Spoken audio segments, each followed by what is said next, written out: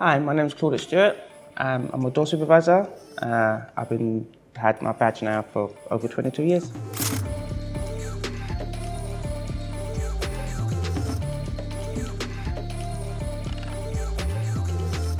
Me, I like meeting people and I like problem solving. I'm quite proud of the fact that I've never been hurt and I've never been threatened. And I tend to talk to people in a way that I'm not being disrespectful. So I speak to people in a way I expect to be spoken to, and I treat people in a way I expect to be treated, and in return I get people to do what I ask them to do.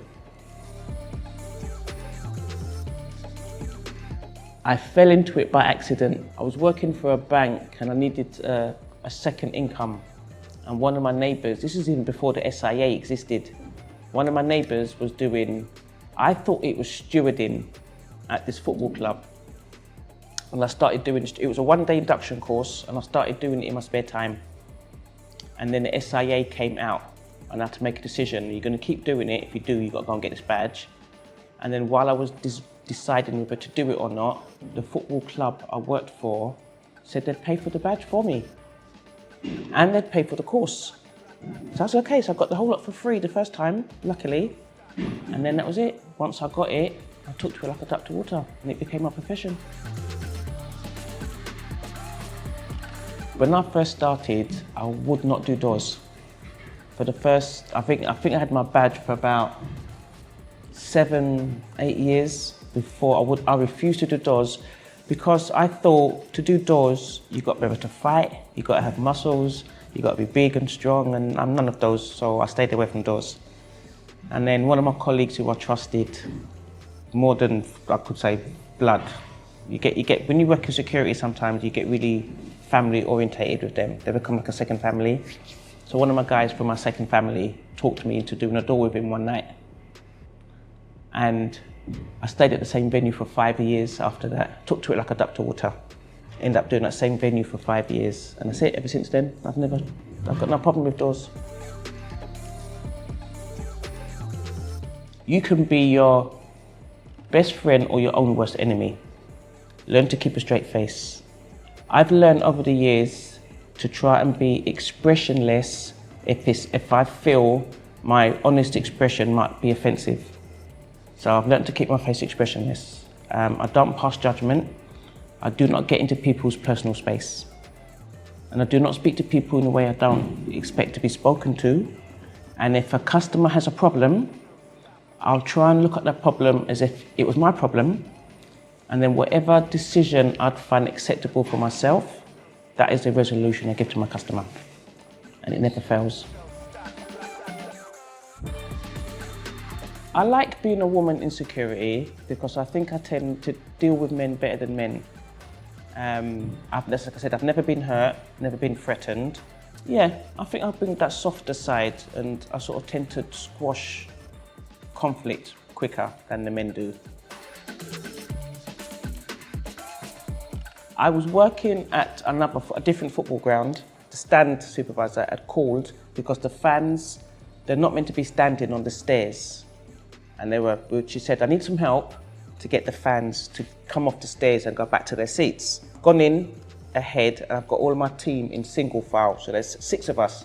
I've gone in the front, and we've separated, all tell the fans, get back to your seats, please come off the yellow stairs, please come off the stairs. And they've all parted, so we've gone up, so they've all done it, so we're now turning around to come back down, to go onto the pitch. So as we've come back down, I'm now at the back. So the boy who's responsible for the pitch gate opens the gate, and all security, we're now going back to our position. As I get to the gate, the fans close in and pull me back in. And then they form a circle around me with their backs to me and just wait. They're all singing, and if anyone does football security, there's a song that they do, this bouncy, bouncy, bouncy, bouncy. So they were doing the bouncy, bouncy for a little while they were waiting. And I had to bounce with them. I had no choice because they had me closed in. And if I didn't bounce, I'd be in a problem. So I was there bouncing, but I was getting a bit jostled, but not hurt. So my security team are still walking across the pitch. They haven't seen that I'm not behind them yet. So control, I've seen what's happened. So everyone with a radio is now running around saying, they've got Claudette, someone tell the team to go back. But my team, obviously, I'm the one with the radio, they can't hear anything. So as they're walking towards, they can see another security team running towards them, saying, go back, they've got Claudette. So because again, they can't understand what's being said, they now turn to me to find out what they're talking about, because they know I've got the radio. And as they turn around, that's when they notice I'm not there. So they've all got two teams now run back, and as they go in, a big fight breaks out around me. So basically, the Stoke City fans drew me in, used me as bait, so that the team would come back to get me. So then they got into a fight with the teams as they were trying to get me out. So I could feel myself falling at one point, and then as I sort of got to like there, I stopped. And when I realised one of my colleagues had leant in, grabbed the back of my jacket and was trying to pull me backwards at the same time he was getting punched in the face. So he's pulling me backwards, but then one of my feet gets stuck in the seats. So every time he pulls me, my foot is banging against the seat. So he's realised my foot's stuck. I've come shouting at him, stop it, my foot's hurting. So another one leans in, again, he's getting punched in the face at the time, and dislodges my foot for me so that the first one can continue to pull me out.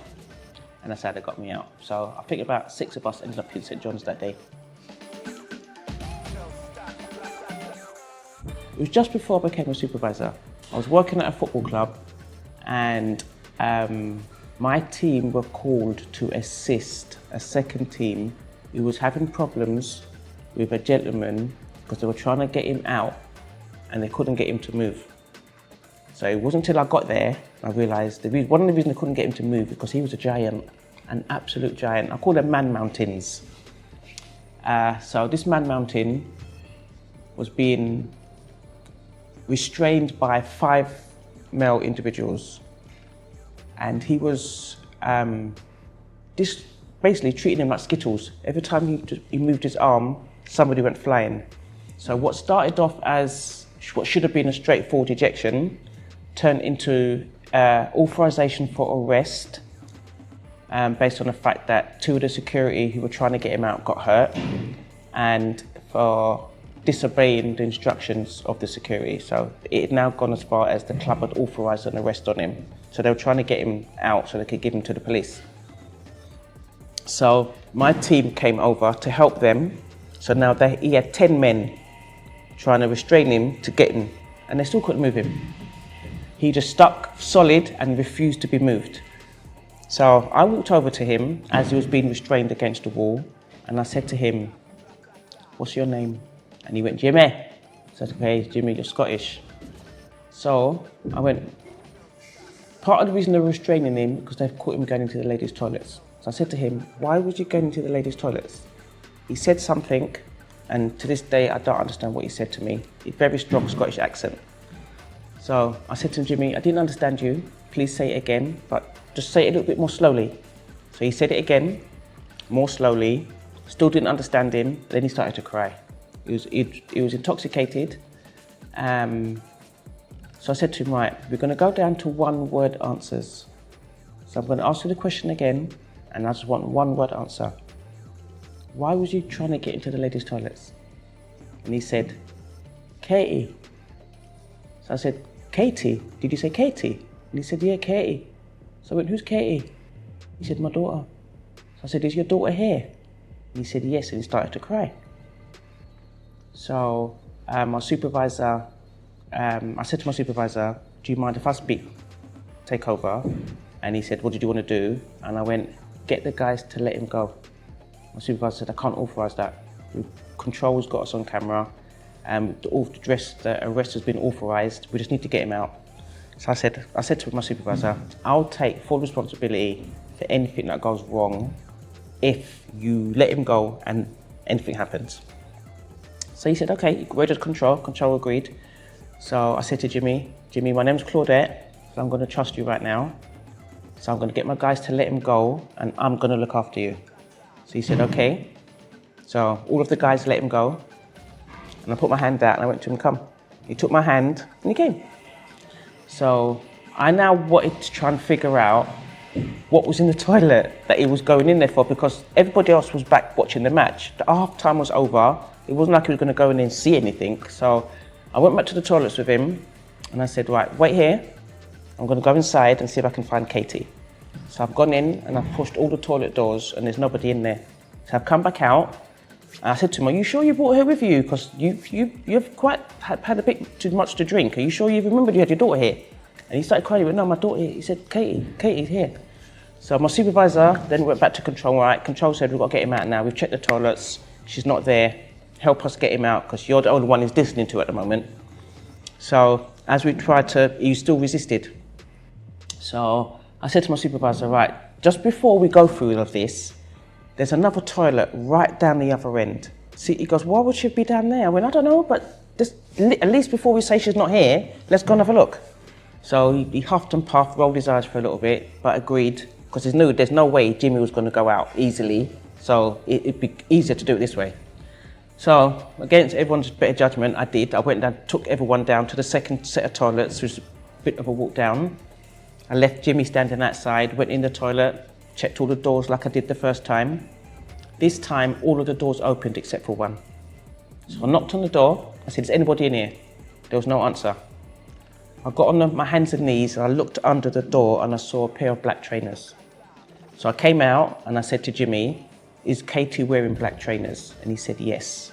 So I turned to my supervisor. I said, supervisor, I think I've got a problem. I think I found Katie.